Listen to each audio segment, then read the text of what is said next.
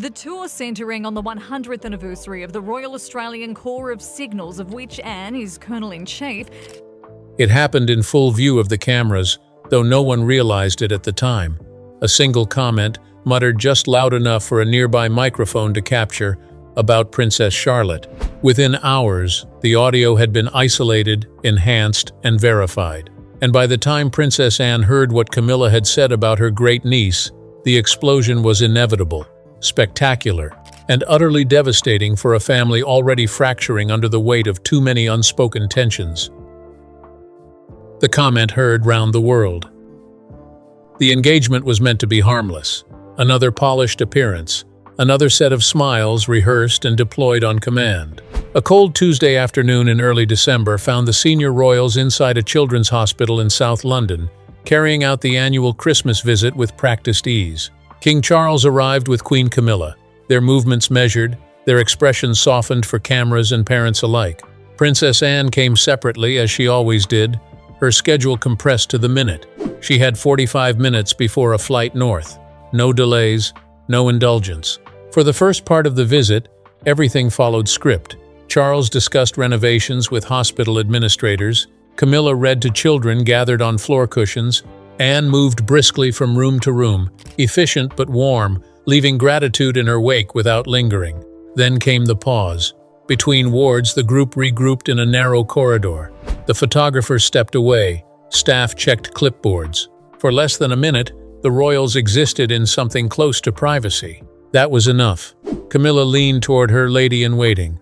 The lapel microphone worn by a technician several steps away picked it up cleanly. "At least we will not have Charlotte performing for cameras today," Camilla said. "The girl is becoming far too aware of the attention. She needs reminding she is not the only royal child who matters." There was a beat. Then Camilla continued, sharper now. "Catherine encourages it. All that perfection. It breeds expectation. Constant admiration is not healthy." The technician did not notice. The audio file was logged, labeled, and stored with dozens of others. Routine, forgettable. Until Wednesday night, a junior editor, assembling footage for a short palace video, noticed a strange spike in an otherwise silent section. Curious, he isolated the clip, enhanced it, played it back. Once was enough. Twice confirmed it. By 11:30, the file had been escalated. By midnight, senior communications were assembled behind closed doors. No raised voices, no debate. The recording spoke for itself. By morning, the conclusion was unavoidable. The audio could never be released.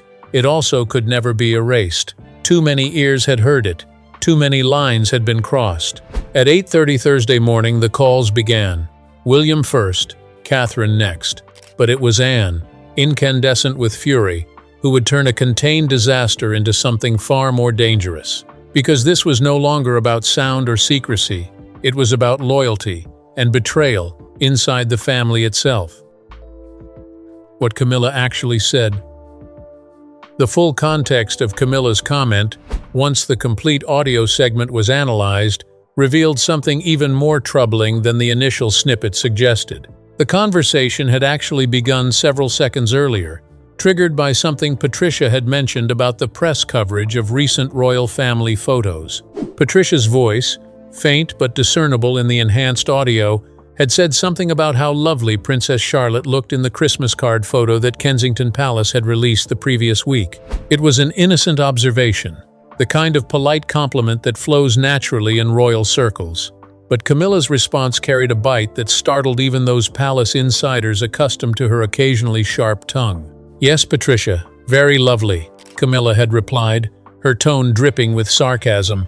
Though one does wonder if Catherine spends quite so much time staging perfect photographs of her daughter, whether it's really about sharing with the public or feeding the child's developing vanity. Charlotte is what, 9 years old now? At that age, she should be learning humility, not posing like she's already queen. There was a pause, presumably as Patricia attempted some diplomatic response, before Camilla continued. "I'm simply saying that constant praise and attention at such a young age rarely produces well-adjusted adults. Look at Harry. Spent his childhood being called the spare, and now he can't function without being the center of attention.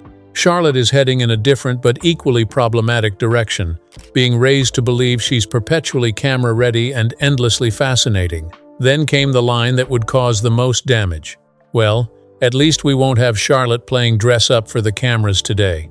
The girl is becoming rather too conscious of the attention, don't you think?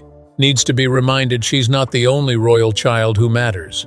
And finally, the conclusion that made this clear was not a momentary irritation but a sustained resentment. Catherine indulges it, of course. All that focus on perfect presentation, it's creating a child who expects constant admiration. Not healthy, really. One would think a mother would be more concerned about character development than photograph opportunities. When the full transcript was presented to palace officials Thursday morning, the reaction was uniformly horrified. This was not a slip of the tongue or an unfortunate phrasing. This was a deliberate, sustained criticism of a 9-year-old child and her mother, delivered with the kind of casual cruelty that suggested it reflected genuinely held opinions rather than momentary frustration. What made the comment particularly devastating was its target. Princess Charlotte had emerged in recent years as one of the monarchy's greatest assets, a poised, charming child who seemed to naturally embody the balance between royal dignity and relatable warmth. Public affection for her was genuine and widespread. Moreover, Catherine's approach to raising her children, while certainly conscious of public presentation, had been widely praised for its balance between royal duty and normal childhood experience. The suggestion that she was creating a vain, attention-seeking child was not only false but deeply offensive to anyone who had observed Catherine's careful, thoughtful parenting over the past decade. The palace communications team recognized immediately that if this audio ever became public, the damage would be catastrophic. Camilla's approval ratings, which had climbed steadily over years of rehabilitation, would plummet. The careful narrative of her as a reformed figure who had earned her place as queen consort would shatter. But palace officials also understood a more immediate problem. Even if the audio never reached the public, the family members who learned about it would react with fury. William would be protective of his daughter and outraged on Catherine's behalf. Catherine herself would feel betrayed by someone she had tried, despite their differences, to treat with respect. And Anne, fiercely protective of the Wales family and already skeptical of Camilla's expanding influence, would view this as confirmation of her worst suspicions. By Thursday afternoon, when Anne was finally briefed on the full content of Camilla's remarks, the answer became devastatingly clear. The explosion everyone had feared was about to occur, and its force would shake the monarchy to its foundations. Anne's explosive response. Princess Anne received the briefing at Gatcombe Park, her private residence in Gloucestershire, during a rare afternoon at home between engagements. The palace's deputy communications director, a man named Geoffrey who had worked in royal service for over 20 years, made the 40-minute drive personally, understanding that this information could not be conveyed by phone or email. Geoffrey was ushered into Anne's study, a room lined with books and photographs that reflected a life of relentless service. Anne, dressed in practical country attire, listened as he explained the situation. She said nothing as he played the audio clip. Her expression remained neutral as he outlined the palace's concerns about potential leaks and public exposure. When Geoffrey finished, Anne sat in silence for perhaps 10 seconds. Then she stood, walked to the window, overlooking her property, and spoke in a voice so cold it made Geoffrey instinctively step back. That woman had the audacity to criticize a 9-year-old child, my brother's granddaughter. She dared to suggest that Catherine, who has conducted herself with more grace and dignity than Camilla could ever comprehend, is raising a vain, attention-seeking daughter. Geoffrey began to offer some context, some explanation about how the comment might have been taken out of context or misunderstood. Anne cut him off with a gesture so sharp it silenced him immediately. Do not insult my intelligence by suggesting there is any context that makes those remarks acceptable. Camilla spoke about a child who has done nothing but bring joy and hope to this family and this nation. And she did so with spite and jealousy so transparent it would be pathetic if it weren't so damaging. I want a meeting, Anne said, turning from the window to face Geoffrey directly. Not a phone call, not a diplomatic exchange of messages. A meeting with Camilla, with Charles, with William and Catherine if they choose to attend, and I want it scheduled for tomorrow because if I have to wait longer than that, I cannot guarantee I will maintain the discretion this family so desperately requires." Jeffrey, experienced enough to recognize when argument was futile, simply nodded and reached for his phone. Within an hour, the meeting was arranged for Friday afternoon at Buckingham Palace. Charles, informed of Anne's fury, agreed immediately, understanding that his sister's anger was not something that could be deferred or managed with careful messaging. Friday afternoon arrived with uncommon tension throughout Buckingham Palace. The meeting was scheduled for 3 o'clock in the 1844 room, chosen specifically because its size and formality would impose some restraint on what everyone knew would be an explosive confrontation. Anne arrived first, punctual as always, her expression set in lines of barely controlled fury.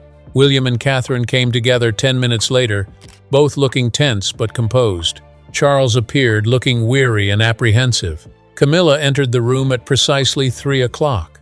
The moment she saw Anne's expression, she understood this would be far worse than she had imagined. Anne did not wait for pleasantries. She stood, faced Camilla directly, and delivered a statement that witnesses would later describe as the most devastating verbal assault they had ever heard within palace walls. "You will listen without interruption. You made remarks about my great niece, a child of 9 years, that were cruel, inappropriate, and revelatory of jealousy.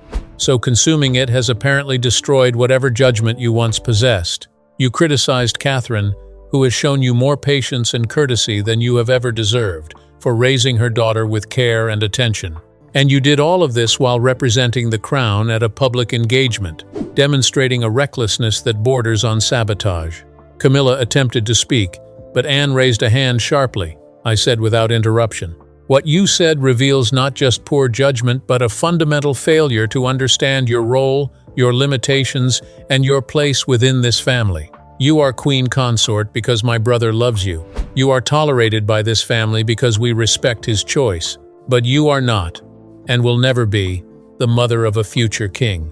You are not the grandmother of children who will shape this monarchy for decades to come, and you certainly do not have the standing to criticize how those children are being raised." Anne continued, her voice rising slightly. "From this moment forward, you will maintain absolute distance from any discussion, public or private, regarding William and Catherine's children. You will not comment on their upbringing, their appearance, their behavior, or their future. If you cannot manage basic respect for a 9-year-old girl, then you will have the decency to remain silent." The silence that followed was crushing. Camilla, her face flushed with humiliation and anger, finally spoke, her voice shaking. "I was having a private conversation that was never meant to be heard beyond the immediate moment." Anne's response was immediate and scathing. "Then you are more foolish than I thought. There is no such thing as a truly private moment when you are representing the crown. Every word you speak can and will be captured, analyzed, and potentially exposed. That you have not learned this after years in this role suggests a willful ignorance that endangers all of us." The meeting continued for another 20 minutes, but the essential confrontation had concluded. Anne had drawn a line that could not be uncrossed. Camilla had been publicly humiliated in front of the family members she had most offended, and Charles, caught between his wife and his sister, could do nothing but witness the destruction of whatever fragile peace had existed between them. The Charlotte factor. To understand why Anne's reaction was so explosive and why Camilla's comment was so unforgivable, one must understand Princess Charlotte's unique position within the modern monarchy and what she represents to a family desperately seeking stability and continuity. Charlotte, born in May of 2015, arrived at a moment when the monarchy was beginning to reimagine its future. She was the first royal princess in generations who would not be displaced in the line of succession by a younger brother, thanks to changes in succession law. She represented, quite literally, a more equal future for the institution. But beyond the constitutional significance, Charlotte had emerged as a child who seemed to naturally embody the qualities the monarchy needed most. She was poised without being stiff, confident without being arrogant, charming without being performative. Her appearances at public events revealed a child who understood the attention she received without being consumed by it. Catherine's approach to raising Charlotte had been the subject of extensive positive commentary. Unlike some previous royal parents who either hid their children completely or thrust them into relentless public exposure, Catherine had found a middle path. Charlotte appeared at significant events, participated in appropriate public moments, but remained largely shielded from constant scrutiny.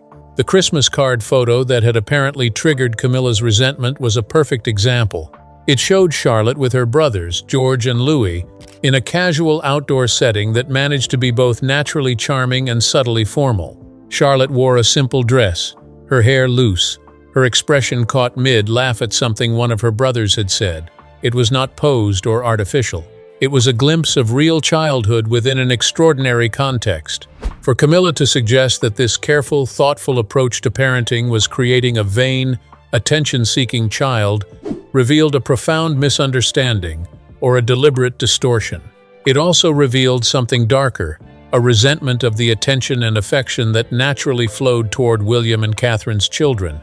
William's reaction to learning about Camilla's comment had been cold, controlled fury. According to sources close to Kensington Palace, he had listened to the audio once, asked for it to be sent to him in writing for absolute clarity, and then made a series of calls that made clear this was not something he would forgive or forget easily.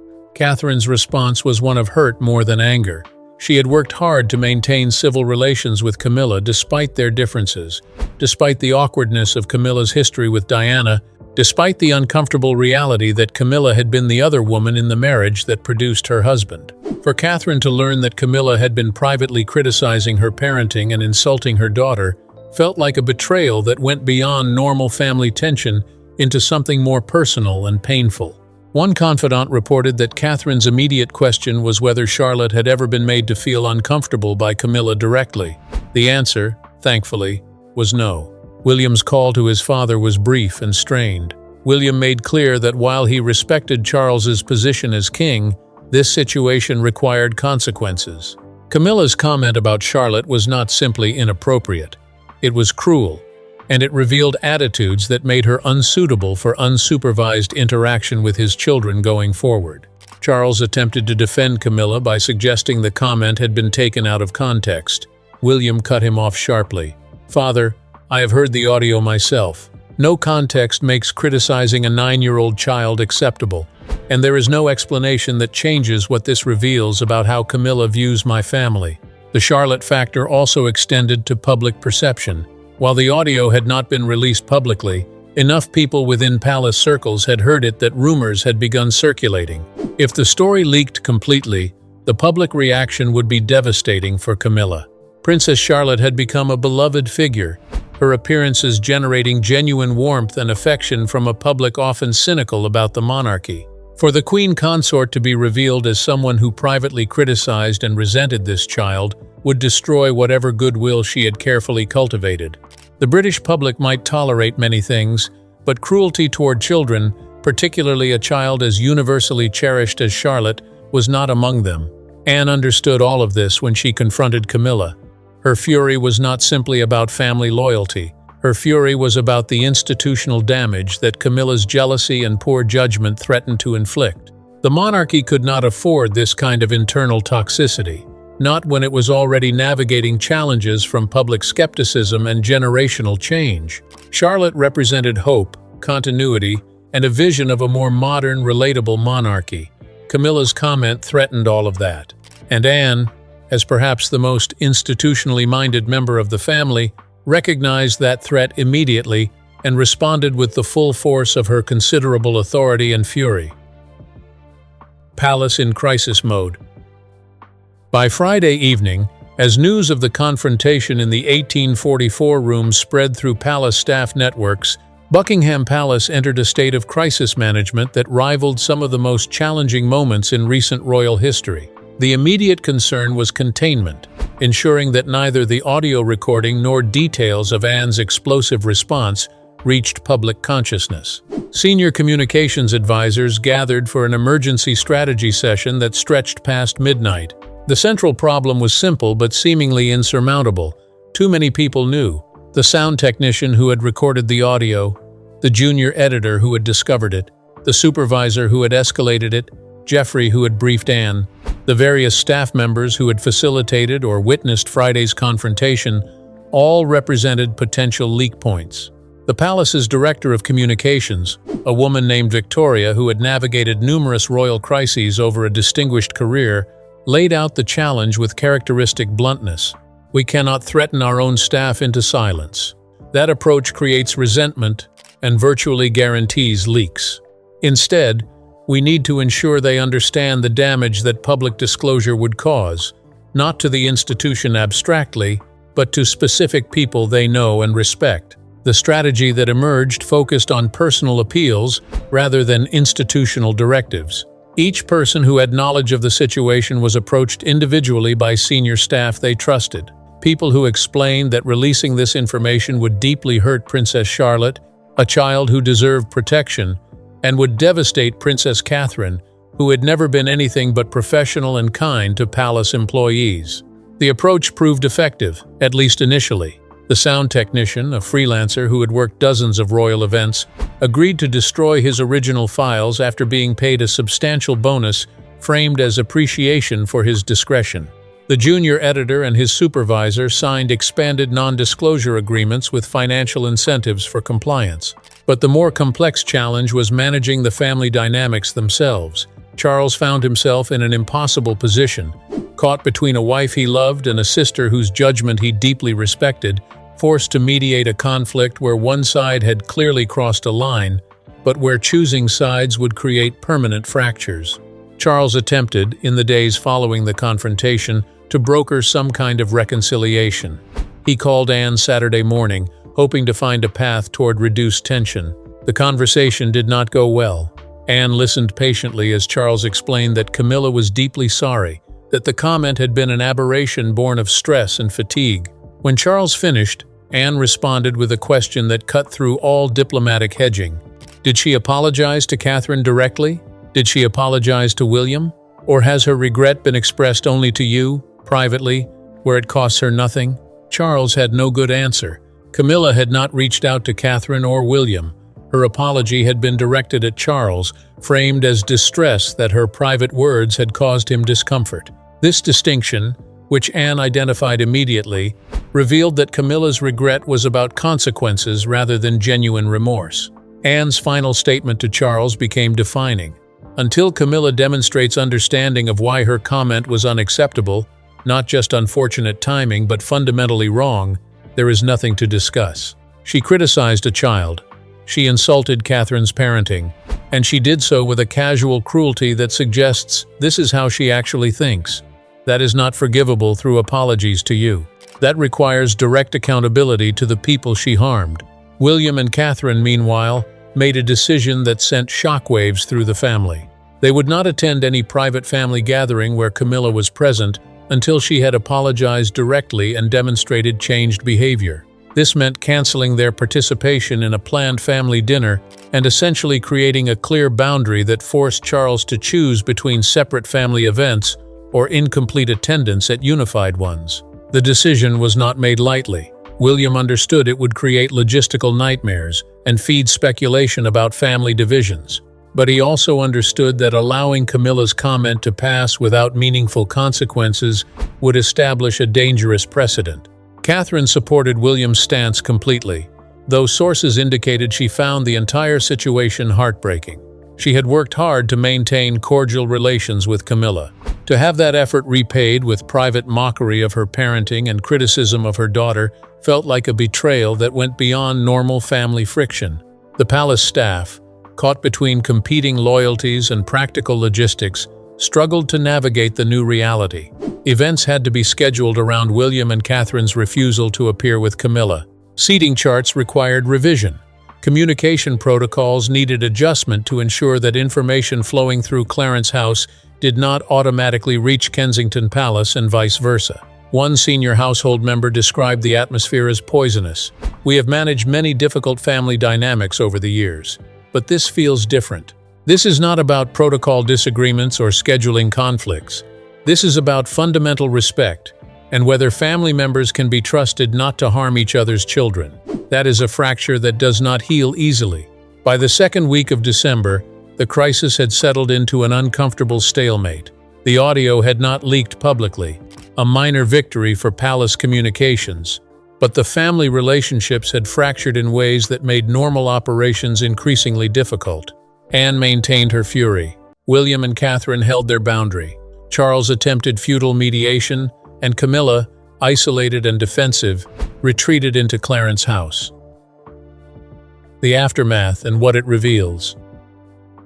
As December progressed, and the immediate crisis moved from explosive confrontation to frozen standoff, the lasting implications of Camilla's comment and Anne's response came into sharper focus. This was not simply another royal family disagreement that would fade with time and diplomatic effort. This was a revealing moment that exposed fundamental tensions about power, respect, and the future of the monarchy itself. The most immediate consequence was the complete breakdown of any pretense of warmth between Camilla and the Wales family. While relations had never been deeply affectionate, they had maintained a surface cordiality that allowed the family to function at public events and private gatherings. That surface had now cracked beyond repair. William's position, supported entirely by Catherine, was unambiguous. Camilla had revealed through her comment a fundamental disrespect for his family, and particularly for his children. Until she demonstrated genuine understanding of why that was unacceptable, not through apologies to Charles but through direct accountability, there would be no normalization of relations. This stance created immediate practical complications. Christmas planning, traditionally a complex negotiation involving multiple residences and competing schedules, became nearly impossible. The usual pattern of the family gathering at Sandringham required rethinking. William and Catherine made clear they would not bring their children to any extended gathering where Camilla would be present in a family rather than purely ceremonial capacity. Charles, faced with the prospect of a fractured Christmas, attempted multiple interventions. He asked Anne to soften her position, to consider that Camilla had been punished enough. Anne's response was characteristically direct. "I did not punish her. I told her the truth about her behavior and her position. If that felt like punishment, perhaps she should reflect on why truth feels so harsh." Charles then appealed to William, suggesting that maintaining family division during the holidays would create media speculation. William's response was equally firm. "Father, I will not expose my children to someone who has demonstrated she privately mocks and resents them. Charlotte is 9 years old. She deserves protection, not sacrifice for public relations purposes." The stalemate revealed something deeper about the monarchy's evolution. For generations, the institution had operated on a principle of personal sacrifice for public image. Individual feelings, family tensions, and private grievances were subordinated to the appearance of unity and stability. But William represented a new generation increasingly unwilling to maintain that bargain, especially when it came to protecting their children. This shift was embodied in William's blunt statement to one advisor who suggested compromise. "My grandmother spent decades maintaining appearances while her family fractured around her. My father endured a miserable marriage for years because divorce seemed institutionally unacceptable. I watched my mother be destroyed by a system that valued image over humanity. I will not repeat those mistakes with my own children. If protecting Charlotte means uncomfortable public questions about family unity, so be it." Anne's role in the aftermath proved equally significant. Her explosive response had given William permission to hold firm boundaries. If the Princess Royal, the most institutionally minded member of the family, believed Camilla's comment was unforgivable, then William's refusal to immediately reconcile carried more weight and legitimacy. Anne also provided a crucial service by articulating what many in the family felt but were reluctant to express. Camilla's comment had not been an isolated mistake, but a revealing glimpse into her actual attitudes. The jealousy toward William and Catherine's children, the resentment of the attention they received, the dismissive attitude toward Catherine's parenting, all of these had been present beneath the surface and had simply been exposed by one unguarded moment. For Camilla herself, the aftermath was devastating in ways that extended beyond family relationships. Her entire public rehabilitation had been built on a narrative of patience, dignity, and gradual earned acceptance. The idea that she privately harbored petty jealousies toward a 9-year-old girl undermined that entire narrative. Even though the audio had not been publicly released, Enough people within palace and media circles knew about it that Camilla's interactions with journalists became noticeably more strained. Royal correspondents who had once written warmly about her evolution began asking more pointed questions. Her public appearances, while professionally executed, carried a new awkwardness, as both she and observers wondered whether private resentments lurked beneath the public smile. The broader institutional implications were equally significant. The monarchy had always relied on internal discipline, an understanding that personal feelings would be managed discreetly to preserve public unity. Camilla's comment and the subsequent fallout demonstrated how fragile that discipline had become. Staff members who had served through multiple royal generations noted that something fundamental had shifted. Previous scandals had involved external pressures or public controversies. This crisis was entirely internal, a family member attacking another family member's child, and the institutional mechanisms that once would have smoothed over such tensions had proven inadequate. As the year moved toward its close, the situation remained unresolved. Camilla had not apologized directly to Catherine or William. Anne maintained her position that no reconciliation was appropriate until genuine accountability occurred. William and Catherine held their boundary about family gatherings, and Charles, exhausted and heartsick, accepted that his hope for a unified family Christmas would not materialize. The palace communications team worked overtime to manage external perception. Official photographs were carefully selected to avoid showing the family fractures. Event scheduling was adjusted to minimize obvious absences, and media briefings emphasized the busy schedules that naturally kept family members in different locations, a truth that conveniently obscured the deeper reality of deliberate separation. But among royal watchers, and those who understood the monarchy's internal dynamics, the truth was evident. Camilla's comment about Charlotte had not simply caused a temporary family dispute, it had exposed and accelerated fractures that threatened the institution's ability to present the united front that remained essential to its survival. What made the situation particularly tragic was its preventability. If Camilla had simply maintained the discretion expected of her position, if she had kept her private resentments truly private, if she had recognized that criticizing a child was categorically unacceptable, none of this would have occurred. But she had failed that basic test, and in doing so, had triggered consequences that would reshape family dynamics for years to come.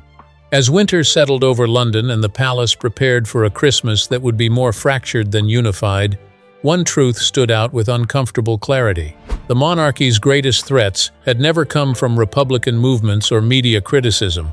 They had always come from within, from family members who forgot that their primary duty was to protect each other, especially the children who represented the institution's future. The story of Camilla's comment about Charlotte and Anne's explosive response will reverberate through the monarchy for years to come. A moment when private resentments became public knowledge and family fractures widened beyond easy repair. Where are you watching from today? And what are your thoughts on protecting children from adult conflicts within families? Your perspective matters deeply, and I would be honored to hear it. Until next time, take care.